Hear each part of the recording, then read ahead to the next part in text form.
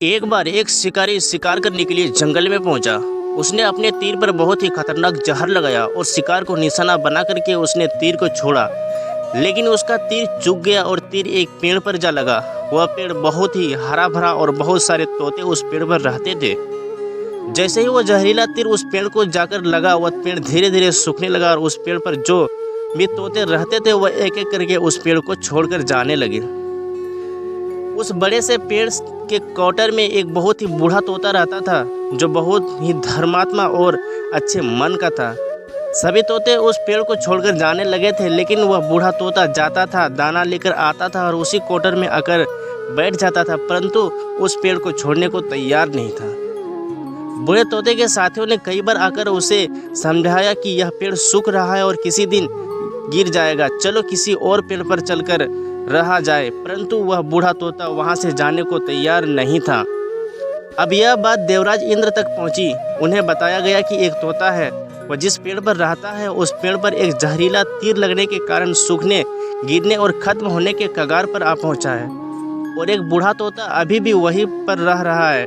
वह दाना लेकर आता है और वहीं पर रहता है। जब भी उस जंगल में बहुत सारे पेड़ हैं, लेकिन वह उसी पेड़ पर रह रहा है।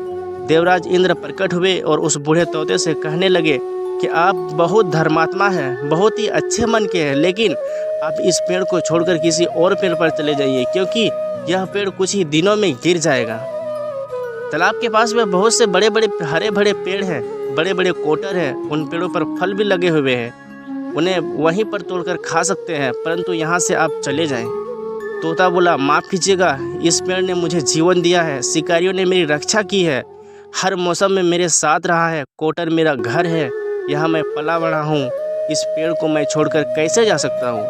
इस पर संकट आया है तो क्या मैं इसे छोड़कर चला जाऊँ? मैं ऐसा कभी नहीं कर सकता।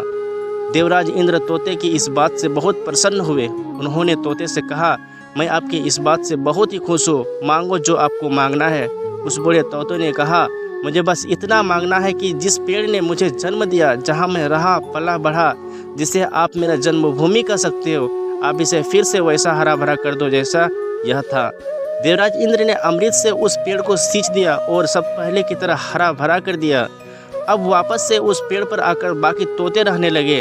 वह बूढ़ा तोता कुछ समय तक जिंदा रहा, फिर उसकी मृत्यु हो गई और वह स्वर्ग में चला गया।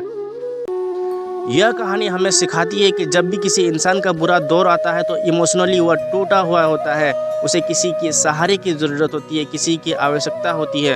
अगर आप ऐसे समय में उसे छोड़कर चले जाएंगे, उससे बात नहीं करेंगे, मुंह मोड़ लेंगे, तो आपसे बुरा कोई नहीं, क्योंकि आप किसी के सुख का साथी बने या ना बने, लेकिन आपको हमेशा किसी के दुख का साथी ज़रूर बनना चाहिए।